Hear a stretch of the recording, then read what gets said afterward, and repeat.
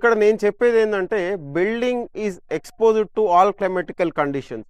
అంటే ఈ extreme weather changes వల్ల కావచ్చు, అండ్ హై టెంపరేచర్ వల్ల కావచ్చు, అండ్ సడన్ రెయిన్ ఫాల్స్ వల్ల కావచ్చు, మనకి బిల్డింగ్ పైన చాలా ఇంపాక్ట్ అనేది పడుతుంది. మన కార్ తీసుకెళ్ళి ఒక 1 అవర్ మనం ఎండలో పార్క్ చేస్తేనే మనము ఎలా ఫీల్ అవుతామో, మరి మన బిల్డింగ్ అనేది all 365 days 24/7 it is exposed to all క్లైమాటికల్ conditions.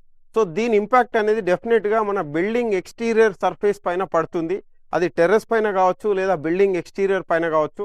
So దీనివల్ల మనకి థర్మల్ స్ట్రెస్సెస్ ఏర్పడి క్రాక్స్ రావడం, వర్షం నీళ్ళు కానీ లోపలికి రావడం, అండ్ మన ఇంటీరియర్స్ డ్యామేజ్ అవ్వడం, పుట్టి పెయింట్ అంతా కూడా పీల్ ఆఫ్ అవడం జరుగుతుంది. సో ఇవన్నీ మనం జరిగి ఈ లాస్ మనకు కాకముందుకే మనం ముందు అలర్ట్గా మనం ప్రాపర్ పీరియాడికల్ ఇన్స్పెక్షన్ చేసుకొని దానికి సూటబుల్ వాటర్ ప్రూఫింగ్ సిస్టమ్ ద్వారా మనము కేర్ తీసుకున్నట్లయితే మీ బిల్డింగ్ని మీ నెక్స్ట్ తరాలకు కూడా ఫార్వర్డ్ చేయొచ్చు.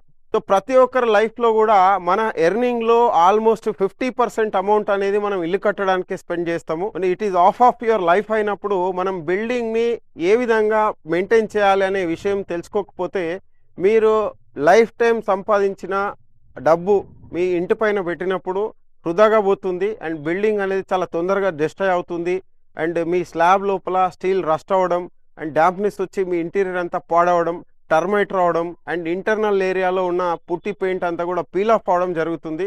సో మీరు proper exterior and terrace water proofing system expertise team ద్వారా మీరు వాటర్ ప్రూఫింగ్ పొందినట్లయితే మీ బిల్డింగ్ డ్యూరబిలిటీ అనేది ఎక్కువ కాలం నిలబడడం జరుగుతుంది.